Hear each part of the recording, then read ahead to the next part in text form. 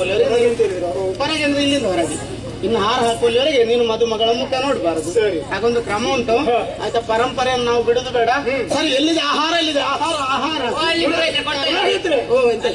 ಅದೆಲ್ಲ ಕಾರ್ಯಕ್ರಮ ಆದ ಮೇಲೆ ಆಹಾರ ಇದು ಹಾರ ಅಲ್ಲಿತ್ತು, ನಾನು ಇಲ್ಲಿದ್ದೆ. ಹಾಗೆ ದೂರ ಇರುವ ಕಾರಣ ಆಹಾರ. ಈಗ ಈ ಹಾರ ಇವರಿಬ್ರು ಎಲ್ಲಿಗೆ ಓಡುದಿಲ್ಲ. ಓಡಿ ಓಡಿ ಓಡಿ ಹಸಿವು ಸ್ವಾಮಿ. ಹೌದಲ್ಲ. ಇದನ್ನು ಮದುಮಗಳ ಕುತ್ತಿಗೆ ಹಾಕಿ ವರಿಸಬೇಕು. ಮದುವೆಯಲ್ಲಿ 3 ವಿಧ ಉಂಟಪ್ಪ. ಯಾವುದಿಲ್ಲ? ಮೊದಲನೆಯದು ವಾಕ್ದತ್ತ, ಆಮೇಲೆ ಹಾರಾದತ್ತ, ಆಮೇಲೆ ದಾರಾದತ್ತ, ಆಮೇಲೆ ಲಗಾಡಿ ದತ್ತ ಇಲ್ವೋ? ವಾಕ್ದತ್ತ, ಹಾರಾದತ್ತ, ದಾರಾದತ್ತ 3 ದತ್ತಗಳು. ಸರಿ ಸರಿ ಸರಿ. ಮದುಮಗಳ ಕೈಯಲ್ಲಿ ಕೊಡಿ. ಕೈ ಗಡಗಡ ಇರ್ತದೆ.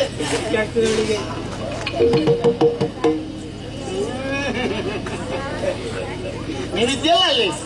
ಬಾಲಕದವರಿದ್ದಾರ? ಇಲ್ಲ ಇವತ್ತು. ಸರಿ, ಇದ್ರೆ ದೂರದಿಂದಲೇ ಬಾರಿಸಲಿ ಅಲ್ವಾ? ಸರಿ ಸರಿ. ಮಂತ್ರ ಹೇಳಿಬಿಡ್ತೇನೆ, ಆಮೇಲೆ ಹಾರ ಹಾಕಬೇಕು.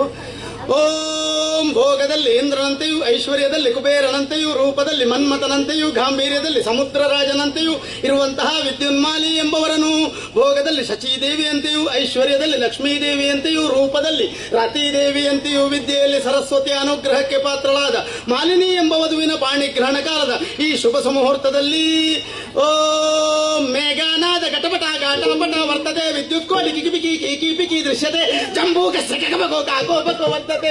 ಈ ಶುಭ ಸುಮುಹೂರ್ತದಲ್ಲಿ ಮೊದಲ